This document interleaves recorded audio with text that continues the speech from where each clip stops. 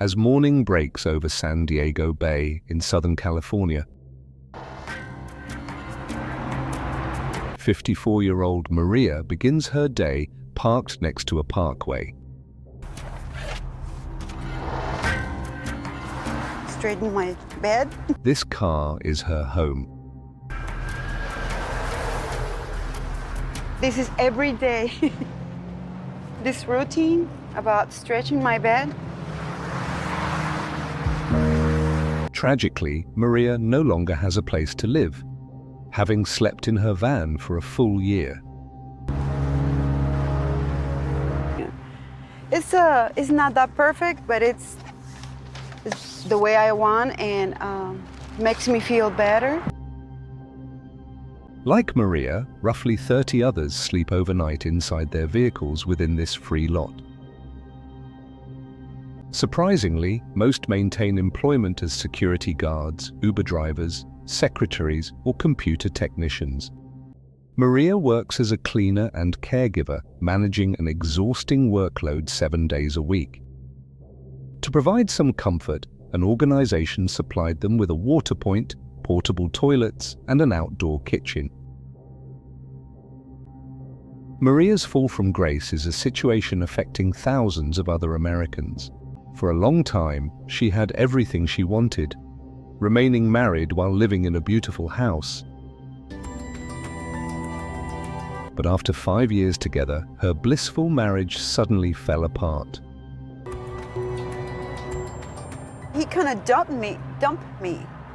He said, okay, it didn't work, bye-bye. I said, what? No, I don't have a place, no home. I'm a homeless. Ultimately, Maria did not keep a single thing, preferring to leave absolutely everything to her ex-husband to turn over a brand new leaf. Yet surging California rental costs over the last several years meant her monthly salary of $1,512 proved inadequate to afford an apartment. I'll be completely 100% homeless. Oh no, kill myself. Fearing she would experience absolute homelessness, she distressingly admitted to battling dark, suicidal thoughts. Maria is simply one of many middle-class American citizens who have, in recent years, fallen into poverty. Officially, America is great again. Since the 2008 crisis, the domestic economy has allegedly never been stronger, exhibiting record-breaking growth. Furthermore, national unemployment dropped to a historical low of less than 4%. President Donald Trump has eagerly claimed full credit for this statistical upturn. There has never been a better time to start living the American dream. But despite what the president affirms, that famous American dream is far from being achieved. In the United States, 40 million people are living below the poverty line, and millions of workers will go to great lengths to stay above it. Becoming completely homeless overnight remains what these vulnerable Americans fear most, because the bureaucratic system is not kind to those short of cash. In some states, being late on rent is no laughing matter, prompting immediate intervention from the sheriff's office. Here, one by one, struggling tenants are forcefully evicted at gunpoint. Where am I going to sleep? I can sleep in the hotel if I need to. For these marginalized Americans on the verge of ruin, seeking medical treatment can cost an absolute fortune. Consequently, compassionate people are standing up in solidarity, making sure these victims are taken care of free of charge inside specialized field hospitals, not unlike those found in a country at war. This troubling reality provides profound insight into the hidden lives of those who cannot scrape together a functional living within the heart of destitute America. The United States economy is reportedly booming, boasting record-breaking GDP growth and historical unemployment lows, yet beneath this polished veneer lies a catastrophic reality straight out of the 1930s. Over 40 million Americans are currently trapped below the poverty line, masking an unprecedented crisis where full-time employment no longer guarantees a roof over one's head. A silent, systemic collapse has birthed a new, invisible underclass, transforming prosperous megacities into epicenters of desperation. This is the unvarnished data behind the American illusion. This is the anatomy of the Second Great Depression. The metric of national success has long been tied to the stock market and unemployment rates. By those traditional measures, the American economic engine is roaring. But peel back the statistical facade, and a stark contradiction emerges. Inflation-adjusted wages for the bottom 50th percentile of earners have virtually stagnated for 4 decades, while the cost of basic necessities has exponentially multiplied. This widening chasm has birthed a phenomenon that defies the fundamental promise of the American dream: the working homeless. Today, thousands of full-time workers log off from their shifts as computer technicians, log out of their rideshare apps, or finish their rounds as security guards, only to return to the back seats of their sedans and minivans. These are not individuals who have abandoned the workforce. They are active contributors to the economy who simply cannot bridge the gap between their paychecks and soaring housing costs. Recent labor statistics indicate that as many as 40 to 50% of unhoused adults maintain some form of formal employment. In major metropolitan areas, the median rent has surged by double-digit percentages over the past 4 years, completely decoupling from wage growth. To afford a modest 2-bedroom apartment without becoming cost-burdened, a worker must now earn well over $28 an hour in most states, nearly 4 times the federal minimum wage.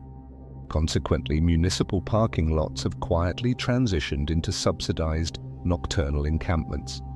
Local governments and non-profits are increasingly funding designated safe parking zones, equipped with portable toilets and mobile showers, just to accommodate the influx of middle-class citizens whose standard of living has evaporated.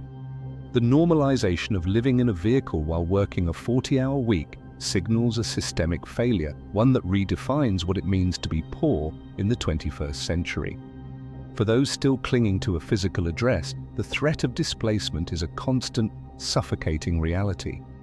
The American rental market operates on an under-regulated and deeply punitive system, engineering an express eviction crisis that systematically strips wealth and stability from the working class.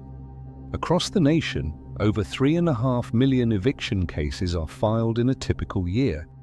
In some jurisdictions, the legal grace period for a missed payment is aggressively brief. A tenant can fall behind on rent by just 5 days, and the machinery of eviction is immediately set into motion, frequently culminating in armed law enforcement removing families from their homes within weeks. This ruthless efficiency is compounded by the digital surveillance of the modern housing market. Tenant screening algorithms and public databases meticulously track eviction filings, permanently branding renters with a financial scarlet letter. Even if a case is dismissed or the debt is a mere few $100s, the permanent public record acts as a catastrophic barrier to future housing. Landlords universally reject applicants with prior filings, effectively exiling them from the traditional rental market. With nowhere else to go, displaced citizens are pushed into the shadow economy of budget motels. What begins as a temporary emergency measure quickly devolves into a permanent, inescapable trap. Families cram into 10-square-meter rooms, paying exorbitant weekly rates that often exceed the cost of a standard apartment lease. Because they cannot accumulate the security deposits or pass the stringent background checks required to rent a traditional home, they remain paralyzed in these roadside purgatories. The express eviction machine does not just remove people from properties, it strips them of their upward mobility, ensuring that a single financial emergency, a broken-down car, or reduced work hours translates into a lifetime of housing insecurity. Nowhere is this paradox of extreme wealth and devastating poverty more visible than in the nation's most prosperous states. Consider the mega-economies of the West Coast. California alone represents the 6th largest economy on the globe, boasting a gross domestic product that eclipses entire industrialized nations. Yet it simultaneously harbors nearly 30% of the entire American homeless population, despite housing only 12% of the country's total residents. This is not a coincidence, but the direct result of a housing collapse engineered by hyper-commodification and restrictive zoning. In these affluent epicenters, the median home price has shattered historical records, rendering home ownership a mathematical impossibility for the working class. Meanwhile, decades of restrictive building policies have choked the supply of affordable housing, driving the cost of existing inventory into the stratosphere. Instead of addressing the root cause of this supply deficit, municipalities have increasingly turned toward the criminalization of poverty. Billions of taxpayer dollars are diverted into anti-homeless architecture, aggressive encampment sweeps, and ordinances that make it illegal to sit, sleep, or exist in public spaces. Recent judicial rulings have emboldened local governments to enforce civil and criminal penalties against individuals sleeping outdoors, even when shelter beds are demonstrably unavailable. This punitive approach creates a relentless, costly cycle.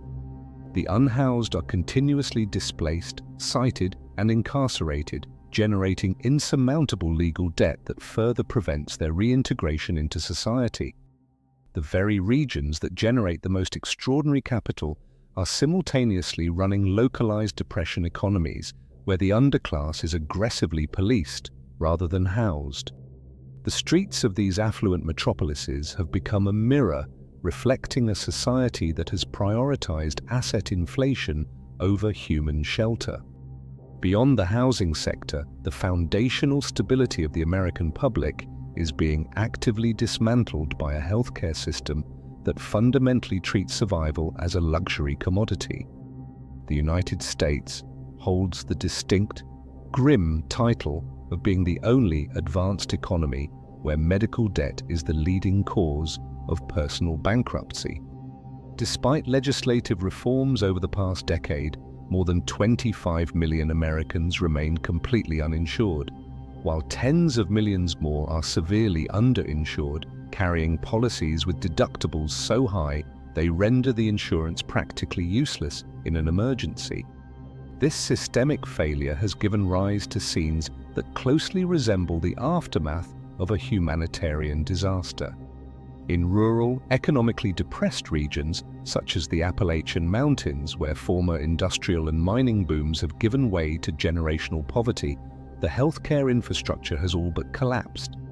Consequently, massive pop-up medical clinics have become the sole source of care for thousands. Over a single weekend, vast fairgrounds and sports arenas are transformed into makeshift field hospitals. Desperate citizens drive for hours and sleep in their vehicles overnight, braving torrential storms just to secure a place in line. They wait by the thousands for volunteer doctors to provide basic, essential services that are entirely out of reach in the commercial market. The most striking visual of this crisis is the staggering volume of dental extractions. Because restorative dentistry and routine preventative care are financially inaccessible, working-class Americans are forced to let treatable decay progress until their only option is mass extraction.